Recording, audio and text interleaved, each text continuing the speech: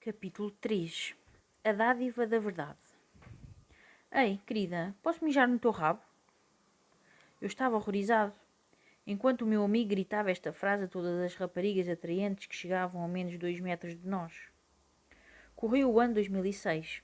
Eu estava na faculdade e, nessa altura, para ver se tinha mais sorte com as raparigas, comecei a acompanhar um par de tipos que arranjavam mais mulheres do que toda a gente que eu conhecia.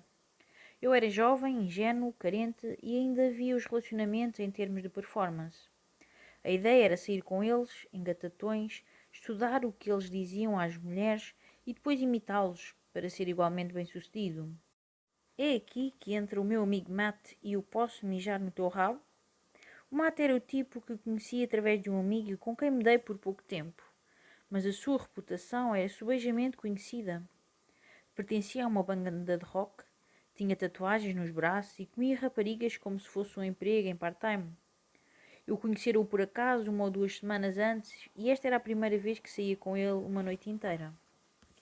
Como se pode calcular, este comentário, posso mijar no teu rabo, não tinha grande sucesso. De facto, acho que quase todas as raparigas fugiram de nós horrorizadas. O Matt estava bêbado e eu questionava seriamente que raio fazia junto dele. Mas depois aconteceu uma coisa curiosa. 2 raparigas riram-se e, de repente, outra rapariga aproximou-se e ficou a falar connosco. Escusado será dizer que em 2006 não havia nada nos manuais de engate que eu estudara que me ajudasse a fazer uma transição a partir da introdução "posso mijar no teu rabo?". Por isso fiquei ali, embaraçado e confuso, para ver onde é que aquilo levava. Logo a seguir, ouço o Matt dizer-lhe que naquela noite lhe ia lamber o buraco do cu. Ok, esquece, vou para casa. Não quero ser associado a este palhaço quando ele for expulso do bar ou, pior, preso por assédio sexual. Uns 15 minutos depois, o Matt encontrava-me e, surpreendentemente, tem o braço em volta da rapariga com quem tinha estado a falar. Ela tem um grande sorriso na cara. Ei, meu, vamos para a casa dela. Foi uma noite do caraças. Temos de sair mais vezes. Fiquei sentado no bar, sozinho, tentando perceber o que acabara de ver.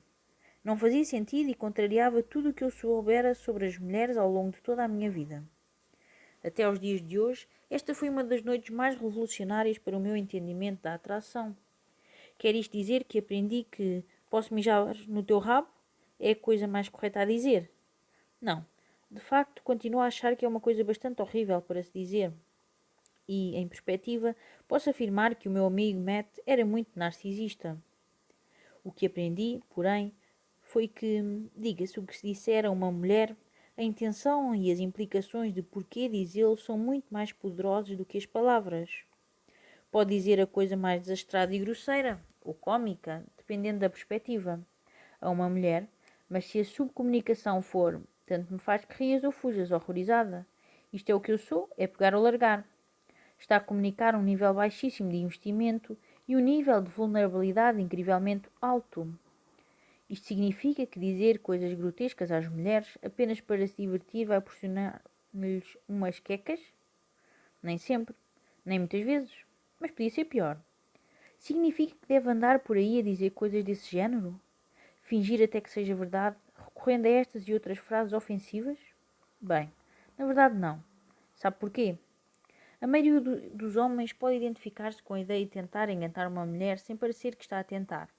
Ou tentar ser fixe sem parecer que está a tentar. Há livros inteiros e escolas de conselhos sentimentais construídos sobre esta ideia.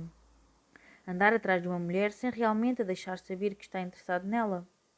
Só escrever este parágrafo é cansativo. Tanto trabalho para nada. Como descrevi antes, estas tretas baseadas na performance por muitas vezes funcionam, mas é uma solução a curto termo que exige muito tempo e esforço. Na minha opinião, é um terrível investimento de tempo e esforço. É muito melhor investir esse tempo e esforço em si mesmo e deixar que a sua personalidade e honestidade tratem da atração por si. Afinal, por que aprender a simular que é cool quando pode aprender a ser cool? Ainda por cima, andar atrás dela sem parecer que o faz exige muita atenção e esforço. Pode facilmente ser um deslize. É muito hostil e, afinal, um processo desagradável. Além disso, toda a atenção e esforço de engatar mulheres desta forma incentiva-o, ironicamente, a investir ainda mais e ser carente. diminuindo a possibilidade de ela se sentir atraída por si. Os homens evitam demonstrar um interesse honesto numa mulher porque acreditam que isso revela que estão a investir demasiado nela e, por prova, são carentes. Acho que quando dizem és bonita e eu quis conhecer-te, isso se traduz por algo como olá, sou um falhado tão desesperado que vou revelar-te imediatamente todos os meus desejos e suplicar-te que os aceites. Porém, lembre-se, não são os verdadeiros comportamentos ou as palavras em si mesmas, são as intenções por trás dessas palavras que o importam. Há um mundo de subcomunicação por trás da declaração de interesse honesta de um homem, e esse mundo é atraente. Porque quando um homem diz diretamente que está interessado numa mulher, a subcomunicação é, de facto, não tem problema nenhum com a ideia de me rejeitares, ou não te abordaria desta maneira. Portanto, estou confortável comigo e com as minhas perspectivas.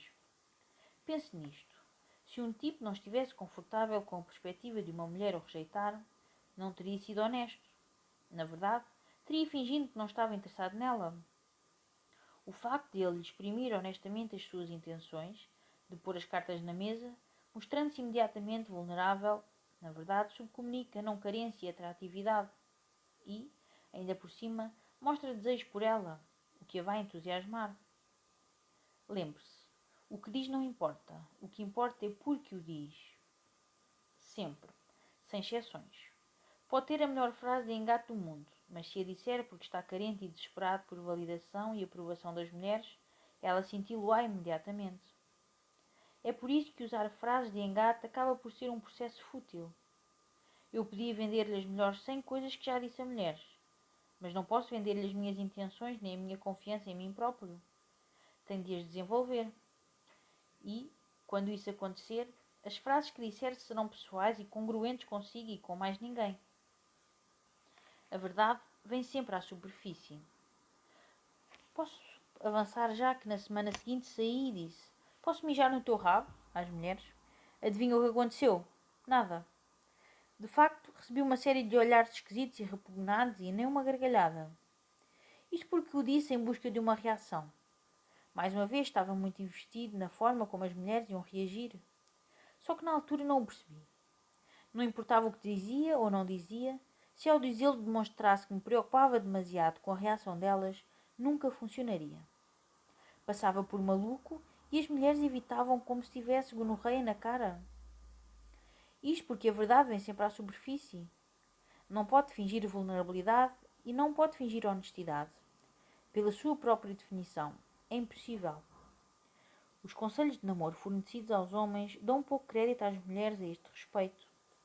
As mulheres são, em geral, bastante intuitivas às emoções, motivações e pistas sociais.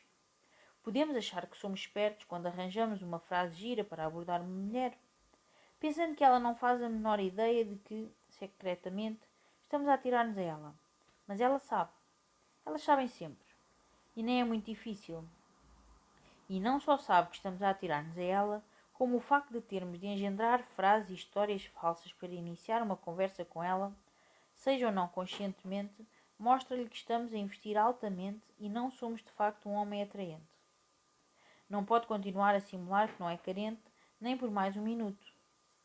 As únicas mulheres que o conseguirá enganar são as que estão bêbadas ou são, elas próprias, extremamente carentes. É verdade. Mulheres não carentes e de alta qualidade, que não investem na atenção que recebem dos homens, não terão muita paciência para as suas frases feitas e joguinhos. Vão interpretá-los e perceber quem você realmente é. Aterrorizados por a sua vulnerabilidade, ou vão simplesmente assumir que não vale a pena investir em si porque você só vai querer falar acerca de lances, jogos e essas coisas. A vulnerabilidade existe honestidade, e a honestidade só funciona se for dada incondicionalmente. Isto significa que nada do que diz e faz deve ter motivos ulteriores. Está apenas a exprimir os seus pensamentos e sentimentos à medida que surgem, sem inibição nem vergonha. A verdade vem sempre à superfície. Quando mente acerca de si ou simula um comportamento, isso diz muito mais acerca de si e do seu caráter do que o conteúdo das suas afirmações. Quando exagera ou dramatiza para impressionar uma pessoa, as suas intenções acabarão por vir à superfície e dirão mais acerca de si do que qualquer palavra conseguiria. Pode dizer a uma mulher que é produtor discográfico e é amigo do Jay-Z, mas, a não ser que seja muito bom ator, as pessoas notarão inconsciências subtis no seu comportamento ao tentar prová-lo. Mais tarde ou mais cedo. Posteriormente, a sua verdadeira identidade aparecerá. A sua falta de vulnerabilidade aparecerá, assim como o seu desespero por afeição, e você será um homem triste e patético que não atrai ninguém. Este é um exemplo extremo, mas desenrola-se da mesma forma numa escala mais pequena. Peguemos, por exemplo, de fingir que não está interessado numa mulher para ver se ela se interessa por si. Se fingir que não gosta de uma mulher, se a ignorar e agir como se o que ela diz fosse estúpido ou desinteressante, quando de facto gosta dela e está interessado no que ela diz, há pistas subtis no seu comportamento e na linguagem corporal que irão, lenta mas seguramente, denunciá-lo. A armadura vai rachar. Talvez se ria demasiado da sua própria piada, ou desvie a cara num momento embaraçoso, ou faça um comentário desastrado e forçado à amiga dela. Mas os detectores de tretas que as pessoas têm acabarão por disparar e será exposto por não apresentar uma expressão honesta de si mesmo. Então, e os homens que bradam o quanto uma mulher é bonita para a lisonjear? E os homens que pagam bebidas às mulheres e lhes suplicam encontros e lhes telefonam incessantemente e lhes dizem que estão sempre a pensar nelas? Esses tipos estão a ser honestos acerca das suas intenções e sentimentos, mas não estão a ir a lado nenhum, pois não? Eis o problema. A natureza humana é tal que não confiamos nas pessoas que gostam de nós se não sentirmos que, de alguma forma, conquistamos esse apreço. Imagine que um estranho me aborda e começa a fazer-lhe elogios incessantes e a pagar-lhe coisas. Como reagiria? Certamente pensaria: bem, o que é que este gajo está a vender? Ou talvez ele seja particularmente insistente e esquisito? Caraças, será um assassino? Isso acontece porque essa pessoa está a investir demasiado na sua aprovação sem, de facto, o conhecer, sem ter tempo para se conectar consigo e compreendê-lo. E, por isso, não confia nela. Acha que é uma pessoa esquisita e inquietante? Bem-vindo ao dia-a-dia de uma mulher atraente. Os homens assim estão a anunciar a sua carência como se tivessem um cartaz de neon a sair do rabo. 10 segundos depois de conhecer uma mulher, bradam que ela é fantástica, pagam-lhe coisas quando só a conhecem há algumas horas. O que este homem está a dizer é: não te conheço, mas vou já fazer tudo para conseguir a tua aprovação. Vê lá o meu desespero. E torna-se patético. E a um nível mais profundo, o que estes homens estão a comunicar é outra coisa. O único valor que tenho para te oferecer como homem é dinheiro e elogios. Não tenho mais nada a meu favor. Um homem com um estilo de vida interessante e atraente, um homem com padrões elevados para si mesmo e para os relacionamentos da sua vida, levará tempo para conhecer uma mulher atraente antes de a obsequiar com os seus presentes. Aguardará até ter sentimentos bastante fortes para lhe fazer um elogio genuíno, e se falar com ela e descobrir que é um pouco interessante, além da aparência, perderá o interesse. Ironicamente, são esses padrões elevados e respeito próprio que as mulheres pressentem e acham incrivelmente sexy. E é nesses mesmos padrões e respeito próprio que a maior parte dos homens gasta muito tempo a tentar fingir. Quando estiver na dúvida, analise as suas intenções. Pense nisto. O tipo normal, médio, que está no bar a pagar bebidas às raparigas giras, o que está a pagar-lhes? Que fiquem ali sentadas e falem com ele. Quando comenta como são bonitas e o quanto está empolgado com elas, para que as elogia? Para que gostem dele. Quando lhes paga grande jantar e se oferece para lhes comprar joias, porque o faz? Para que fiquem impressionadas com ele e não o deixem. Isto não são, de todo, ofertas ou elogios. O que ele está a fazer são contratos. As condições podem ser explícitas ou implícitas, mas não deixam de ser transações. Tudo o que ele lhes dá é na expectativa de receber algo em troca. As bebidas não são incondicionais. São pagas com a ressalva de que ela deve ficar a falar com ele. Os elogios são feitos na condição de que ela, em troca, mostra afeto por ele. E quando a mulher não mostra apreço ou não retribui o interesse, fica furioso, acusando-a de ser oportunista, uma cabra mentirosa. Mais uma vez, ser um tipo simpático nunca é muito diferente de ser um narcisista. Um apenas dá, o outro apenas recebe. mas ambos têm o mesmo desespero por aprovação.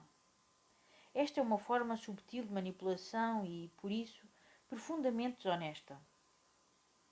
Mais uma vez, as mulheres de mais valor e confiantes perceberão isto imediatamente e não ficarão com um homem que o faça. De facto, as únicas mulheres que aceitarão um homem assim são as frívolas, dispostas a trocar o seu afeto por ganhos superficiais e materiais. Mulheres sem alma, que suprimem as suas emoções tanto, se não mais, quanto os homens que lhes pagam coisas. Um homem atraente exprime o seu interesse incondicionalmente, não esperando nada em troca. Isto entusiasma as mulheres e, quando elas correspondem ao seu interesse, o interesse delas é, de facto, uma dádiva para si. A verdadeira honestidade só é possível quando é incondicional. A verdade só é verdade quando é oferecida como uma dádiva, sem esperar algo em troca. Quando digo a uma rapariga que ela é bonita, digo sem esperar alguma coisa em troca. Se ela me vai rejeitar ou apaixonar-se por mim não é importante. O importante é estar a exprimir os meus sentimentos por ela nesse momento. Não uso os meus elogios como um mecanismo de troca. Dou-os incondicionalmente. Um homem carente fará um elogio a uma mulher sem a conhecer e aguardará, ansioso, que ela o recompense, seja com companhia, com agradecimentos ou com favores sexuais.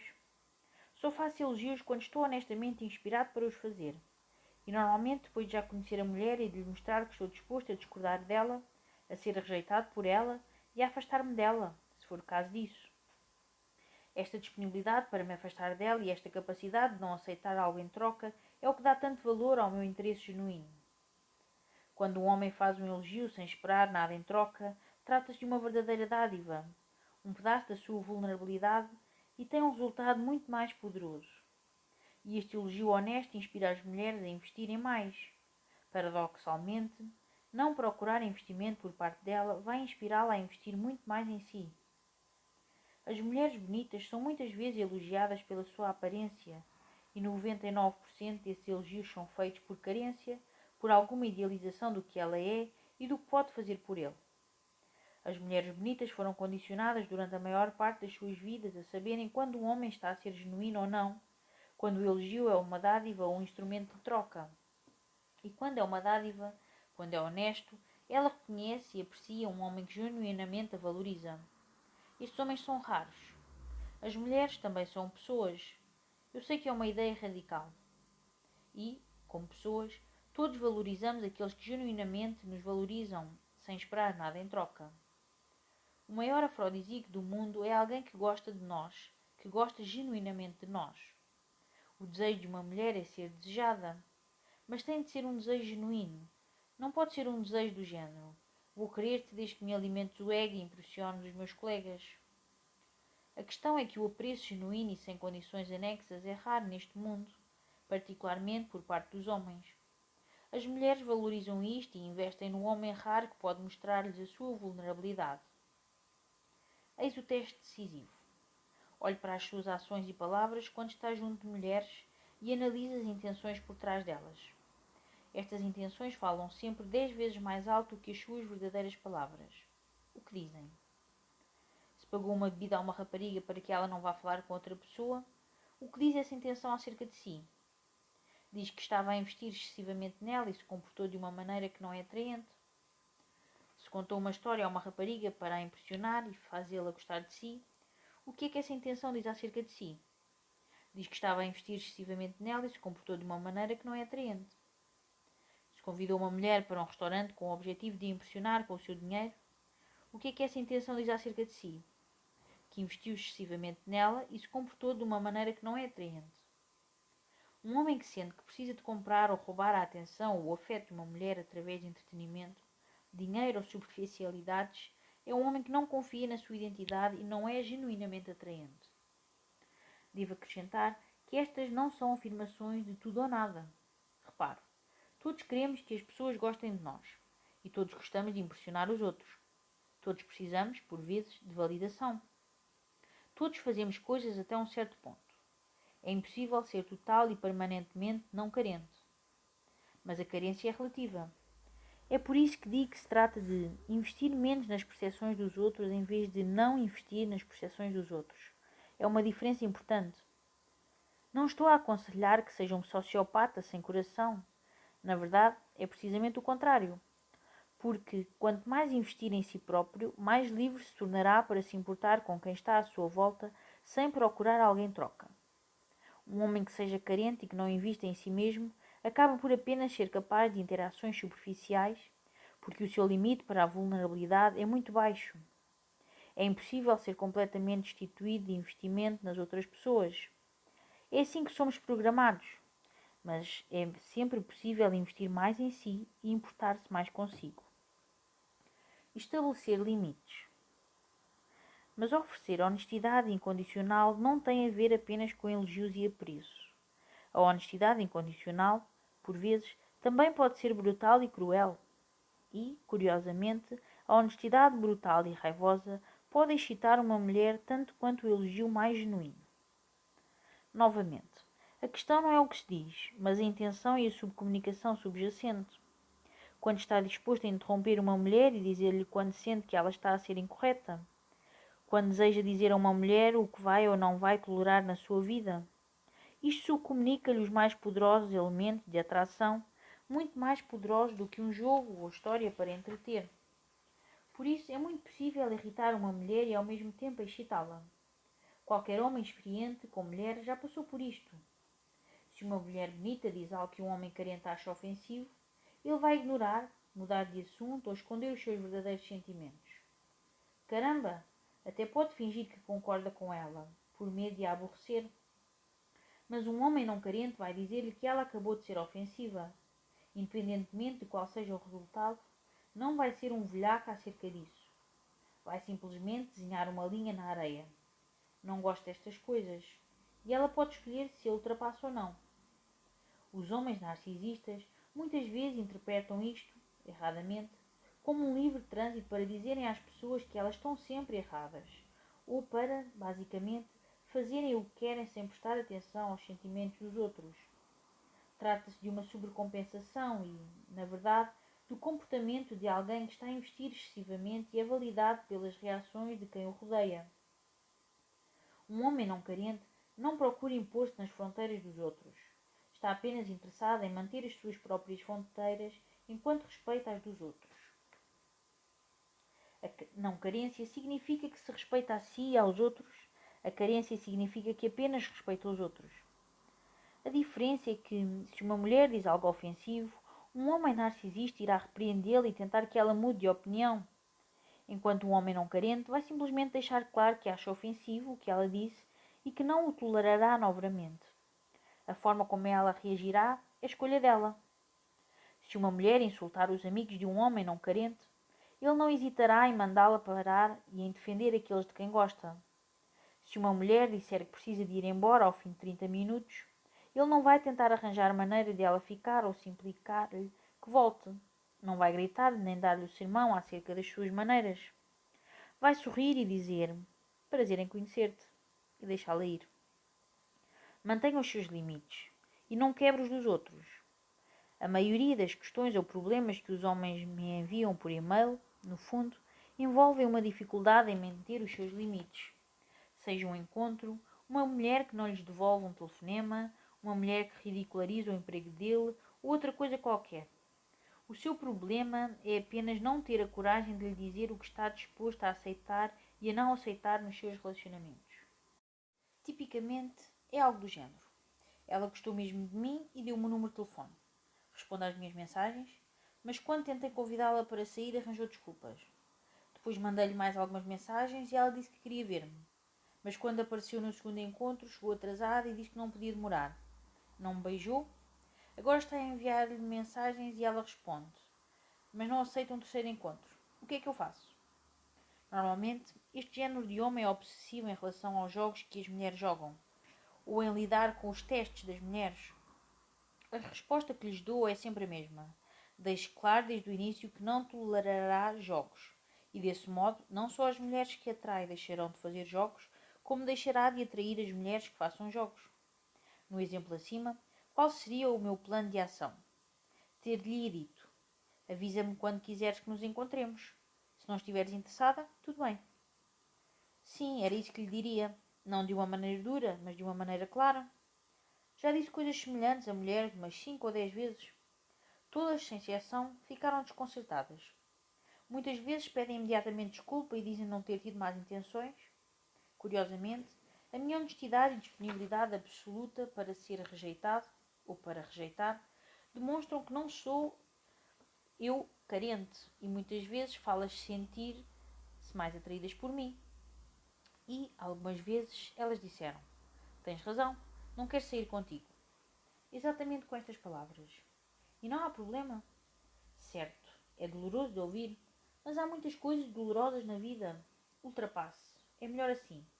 Ela só nos poupou a ambos muito tempo e esforço. A sua capacidade e vontade de estabelecer fronteiras são inversamente proporcionais ao seu nível de carência. Os homens carentes e com falta de vulnerabilidade vão manter as fronteiras flexíveis e abertas, convidando à manipulação nas suas vidas e permitindo que as pessoas os pisem. Isto acontece porque estão sempre dispostos a mudar, para receber validação das mulheres que conhecem. Os homens que não são carentes estabelecem limites rígidos porque valorizam o seu tempo e a felicidade mais do que a atenção que recebem de uma mulher. Também não veem razão para ultrapassar os limites dos outros. Quando se trata de se tornar mais vulnerável, o primeiro passo é frequentemente começar a estabelecer os seus limites e opiniões sobre aquilo que gosta e não gosta, o que vai ou não vai tolerar, ser honesto consigo próprio, dolorosamente honesto. Depois, ser dolorosamente honesto com ela. O problema para estabelecer fronteiras é que, para as formar, tem de ser particularmente consciente dos seus desejos e emoções. E muitos homens que foram carentes durante toda a vida têm pouca consciência de si mesmos. Não sabem o que querem defender e o que querem deixar passar. Não conhecem as suas motivações emocionais e os seus desejos. Os homens geralmente têm de passar muito tempo à procura da verdade entre eles próprios antes de serem capazes de a exprimir aos outros. Descobrir a sua verdade. Eis algumas verdades que descobri acerca de mim próprio. Que o meu desejo avassalador pelo afeto de uma mulher está provavelmente muito ligado ao facto de, na adolescência, ter sido criado por uma mãe sozinha. O divórcio dos meus pais deixou-me incrustado a um medo do compromisso que permeou todas as minhas relações até aos 30 e muitos. Que muito do que eu considerava fixe quando era mais jovem não passava de formas diferentes de me proteger e tratar as minhas feridas emocionais. Que tive ressentimentos contra o meu pai durante muito tempo, que tenho uma obsessão especial com a minha masculinidade, que os meus valores mais importantes são a honestidade, a empatia e a curiosidade intelectual, que não estou disposto a tolerar mulheres que não me façam feliz, por mais giras que sejam. É fácil para mim dizer estas coisas agora, e o importante não são as palavras, o importante são os dilúvios de emoções que surgiram quando descobri estas verdades acerca de mim. A descoberta destas coisas permitiu-me exprimir emoções anteriormente abafadas na minha vida diária e com as mulheres. Tendo descoberto cada uma destas verdades acima acerca de mim mesmo, fui capaz de desenhar os limites com base nessa verdade, o que, por seu turno, me tornou menos carente.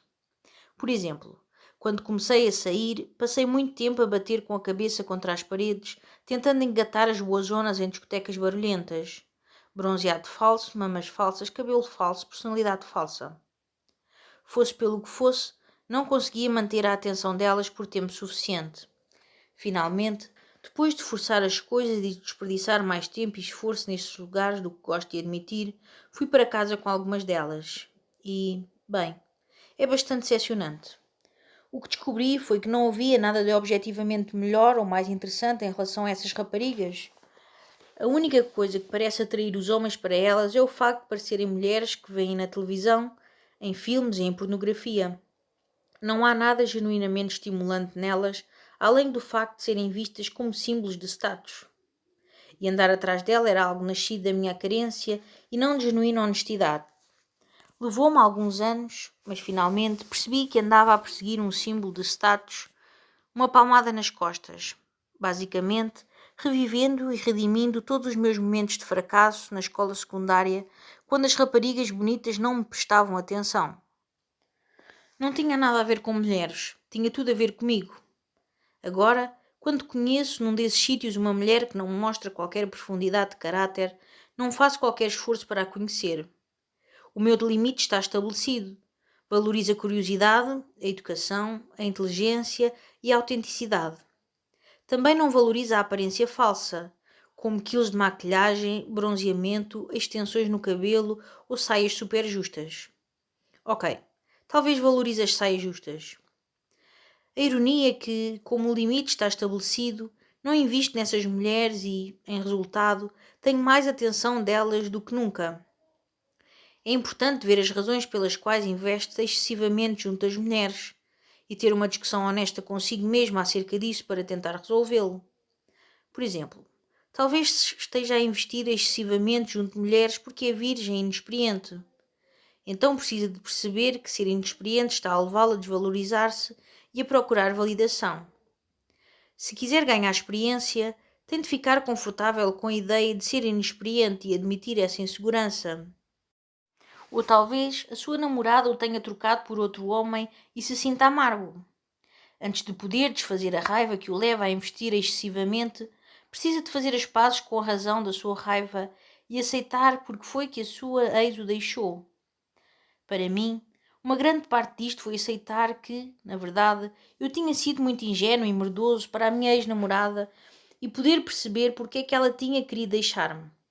Também reconheci falhas e inseguranças nela que não tinha percebido quando estávamos juntos e que ela não era o anjo perfeito que eu julgava ser. De uma forma geral, reconciliei-me com a experiência e a raiva recuou, permitindo-me investir menos nas mulheres com quem saía. Outro exemplo é o de um tipo que nunca foi cool.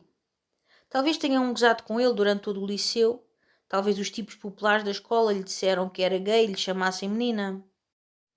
Talvez ele agora seja mais velho, mais giro e mais social e esteja a tentar compensar todos aqueles anos em que se sentiu insignificante. Fala esbanjando dinheiro e atraindo muita atenção superficial. Está a divertir-se, mas está a coçar aquela ferida. Está finalmente a viver aquela necessidade de ser fixe e popular. Mas, a certo ponto, ele tem de aceitar isso e sentir-se confortável ao admiti-lo. Então, pode avançar. Mais uma vez, se estiver a tentar arranjar mulheres apenas para impressionar outros homens, a sua situação não é muito boa e precisa de analisar seriamente as suas motivações. Para fazer isto, deve reconciliar-se com as razões pelas quais precisa de atenção e da aprovação de outros homens. Talvez tenha a ver com o seu pai. E depois procura a aprovação através de outros meios. Junte-se a uma equipa desportiva. Leve os seus colegas a beber umas cervejas. Compre bilhetes de temporada para a equipa de basquetebol local. Há formas muito mais saudáveis de conseguir a camaradagem masculina do que tentar impressionar os outros gajos arranjando mulheres. No meu caso, tinha uma combinação dos dois exemplos. Vivi a maior parte da adolescência só com a minha mãe. Em consequência, sempre me identifiquei mais com raparigas do que com rapazes.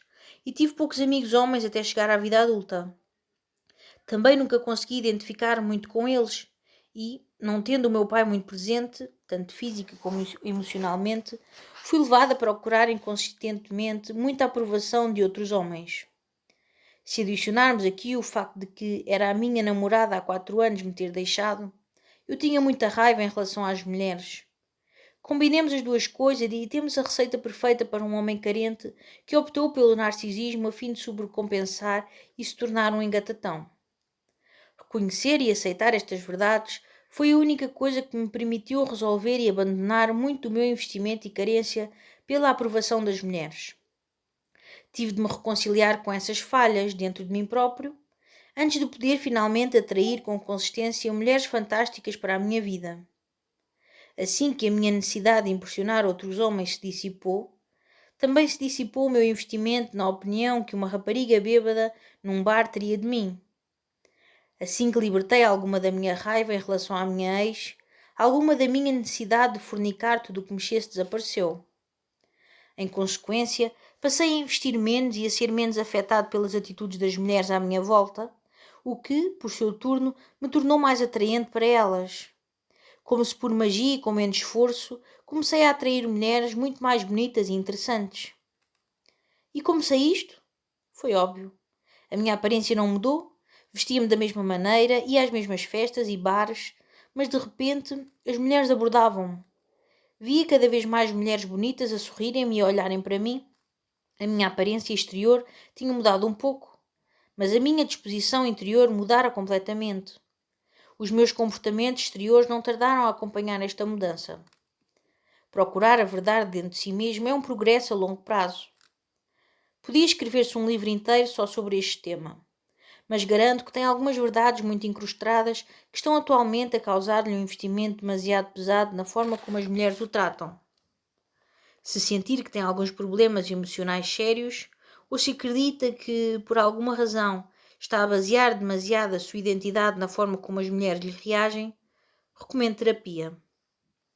A terapia tem muitos estereótipos e julgamentos negativos, mas se dedicar tempo a arranjar um bom terapeuta com quem confie pode ser extremamente útil. O mais importante acerca da terapia é lembrar-te que é uma ferramenta, não uma solução. Um terapeuta está ali para o guiar e motivar na busca contínua de verdades emocionais acerca de si. Muitas pessoas apresentam-se na terapia esperando que o terapeuta, por magia, as conserte. Depois ficam frustradas quando não fazem mais do que falar e lhes fazem perguntas inquietantes durante toda a sessão. Essas perguntas são feitas por uma razão. Ser proativo na descoberta dos nós emocionais que tem dentro de si e que não sabia que estavam lá. Descobrirá algumas coisas fascinantes. Aquela vez que os filhos do vizinho o trancaram num armário durante toda a tarde, ou quando a sua mãe foi para casa e se esqueceu de si na mercearia, o divórcio dos pais ou a morte de um ente querido. Tudo isto tem repercussões emocionais que podem e provavelmente irão motivá-lo ou levá-lo a investir excessivamente na validação recebida por uma ou outra fonte na sua vida. E essa fonte, normalmente, são as mulheres. Seguir os conselhos deste livro também deveria ajudar. Todos os conselhos deste livro são concebidos para ajudar o desenvolvimento, a não carência. Implementar esses comportamentos e tornar-se mais consistente das suas emoções enquanto o faz pode ajudá-lo no caminho da mudança permanente. Como verá, o livro está dividido em 3 áreas fundamentais: construir um estilo de vida congruente e atrativo, ultrapassar os seus medos e ansiedades e tornar-se socialmente adepto a exprimir as suas emoções e sexualidade sem vergonha ou hesitação. Estas 3 secções ajudá-lo-ão a tornar-se mais vulnerável e menos carente. Como falaremos no capítulo 6, estas coisas estão interligadas. Quando trabalha numa delas, beneficia indiretamente das outras. Fricção e projeção. Gostaria de terminar este capítulo discutindo um par de exceções quando se trata de ser vulnerável e não carente junto às mulheres. Sei que no princípio do livro prometi que investir menos numa mulher do que ela em si a faria achá-la atraente. Bem, é verdade, mas só porque ela o acha um homem atraente não significa que salte imediatamente para a cama consigo. A atração é fantástica, mas, em si mesma, nem sempre é suficiente para consumar uma relação romântica ou sexual. Há 2 razões principais que impedem as mulheres atraídas de estarem consigo, e são ambas bastante comuns. Chamo-lhes fricção e projeção. A fricção é quando uma mulher o acha atraente, mas existem valores e circunstâncias externas que a impedem de transformar essa atração em ação, ou de estar interessada em si. Por exemplo, digamos que você é uma estrela de rock que passa as noites a embebedar-se e a fornicar fãs. E ela é uma cristã renascida que jurou abster-se do sexo antes do casamento. Essa incompatibilidade de valores pessoais vai perturbar qualquer potencial de, sequer, estarem juntos, e é uma forma genuína de fricção que impedirá tudo o resto de acontecer. O caso mais comum é o da namorada ou esposa. Está sempre a acontecer. Conhece uma mulher, dá-se um verdadeiro clique entre ambos, ela ri-se todas as suas piadas, sorri quando você sorri, olha-o nos olhos um pouco mais demoradamente e é casada. E não só é casada, como faz questão de interromper o flerte antes que vá demasiado longe. Ela gosta de si. Até pode dizer que se sente atraída por si e estar a ser honesta, mas valoriza o seu casamento mais do que a atração por si. E não há nada que possa fazer acerca disso. É fricção. Os homens perguntam-me muitas vezes como levar uma mulher a trair o namorado ou o marido. A minha resposta tem 2 partes. A primeira é: não leva. É ela que decide. A segunda parte da resposta é: não faça essa merda, está doido? Isso contribui para lixar a vida das pessoas e mesmo que não lixe, não vale as dores de cabeça que provoca. A fricção pode ser religiosa, cultural ou simplesmente uma logística errada. Por exemplo, acontecerá alguma fricção legítima se ela viver na Austrália e você em Nova Iorque. Isto cria alguns problemas ao namoro, apesar da forte atração. Existe, habitualmente, pelo menos um pouco de fricção em todas as interações. Nunca gostará a 100% de uma mulher e uma mulher gostará a 100% de si. Haverá ligeiras diferenças de valores ou de prioridades que irão irritá-lo um bocadinho ou mesmo muito. Haverá também situações e eventos inevitáveis que causarão obstáculos à vossa união. Se esta fricção impedirá uma relação sexual, dependerá da força dos seus limites e de quais são as suas expectativas. Por exemplo, pode conhecer uma rapariga mesmo gira que é viciada em cocaína. Caso apenas queira ter sexo com ela, pode fazer vista grossa ao seu vício. Por outro lado, se tiver um problema moral com narcóticos, pode perder o entusiasmo e não querer nada com ela. Em última análise, os seus valores determinam o seu comportamento. E essa é, de certa forma, a razão de tudo isto. Os seus valores determinam o seu comportamento, não aquilo que julga que ela quer, não o que julga que os outros querem, mas o que é melhor para si e para a relação. A projeção é completamente diferente. Há muitas mulheres que, seja pelo que for, têm medo da própria sexualidade ou de homens abertamente sexuais. Têm problemas de confiança e ressentimentos em relação aos homens. Normalmente isto acontece porque têm uma história de alguma espécie de abuso emocional ou sexual e ou experimentaram uma série de desapontamentos com os homens da sua vida. Quando confrontadas com um homem não carente, um homem sem esses problemas emocionais e desconfianças similares, essas mulheres normalmente ficam desconfiadas e reagem mal. Não estão a reagir mal por falta de atração, mas porque se sentem atraídas e essa forte atração sexual assusta-as, particularmente se for um homem que lhes parece ameaçador.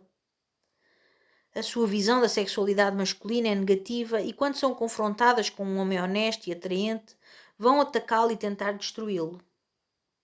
Essas são as mulheres que ficam irritadas e encarnecem com frases como "aposto que diz isso a todas", ou arranjarão desculpas para o afastar e arrependem-se quando conseguem. Fingem que não veem as suas mensagens e chateiam-se quando não insistem em telefonar-lhes. Arranjam desculpas para o ignorar no encontro e depois zangam-se se não se comportar com um cavalheiro. Escusado será dizer que estará melhor sem essas mulheres. Aceite a rejeição e avance. Geralmente, estas mulheres são extremamente carentes e, devido à grande diferença de investimento entre ambos, tentarão projetar em si o seu próprio investimento. Acusá-lo-ão de estar a ser exigente, sufocante, demasiado empolgado, indigno de confiança ou fraco. Essas acusações terão pouco ou nenhuma conexão com a realidade e um homem não carente vai afastar-se de uma mulher destas ou simplesmente ignorar as suas acusações se não fizerem sentido. Os únicos homens dispostos a tolerar estes disparates são os homens que também são altamente carentes. O homem carente passará o tempo todo a apaziguar e a resolver as acusações e os problemas que a mulher projeta nele. E a parte mais complicada disto é que o homem carente terá gosto em apaziguar e resolver a mulher carente. O homem carente gosta disso porque este constante resolver dos medos da mulher desconfiada e das suas acusações faz-o sentir que ela precisa dele. Se o homem for narcisista, normalmente reagirá da mesma maneira com a mulher e vão envolver-se numa relação cheia de dramas mesquinhos e insignificantes, exagerando emoções e projetando as suas histórias de dor e marginalização um com o outro repetidamente, até que um deles finalmente tome a consciência suficiente que quebrar o ciclo e partir para outra. Por vezes isto acontece rapidamente, outras leva meses ou anos. Em qualquer dos casos é sempre desagradável. A verdade desconfortável é que a maioria das mulheres terá graus elevados de fricção e projeção quando as conhece. Com a maior parte das mulheres que eu conheço, as coisas simplesmente não vão funcionar. Diga o que disser ou faça o que fizer. Isto deve ser esperado e não tem qualquer mal. Ser incompatível com a maior parte das mulheres e acalentar esperanças de ser altamente compatível com a maioria é uma ilusão de grandeza e uma fantasia da sua tendência narcisista. A incompatibilidade é um facto da vida. Seja qual for o seu comportamento, a maioria das mulheres que encontra por aí a qualquer altura não estarão interessadas em si, nem emocionalmente disponíveis. A nossa missão Não é atrair todas as mulheres, mas filtrar as que têm um alto potencial de se sentirem atraídas por quem você realmente é. A realidade da incompatibilidade define a nossa estratégia total em relação às mulheres. Basear a nossa estratégia numa coisa diferente é, na melhor das hipóteses, ineficaz e, na pior, verdadeiramente prejudicial. O mundo é o que é. A nossa missão é, simplesmente, apresentar-nos o mais arrojado e claramente possível, aceitar as reações e aproveitar as oportunidades. Qualquer tentativa de controle das reações dos outros ou de assumir alguma espécie de poder sobre as reações que recebemos é, ao mesmo tempo, tola e ilusória.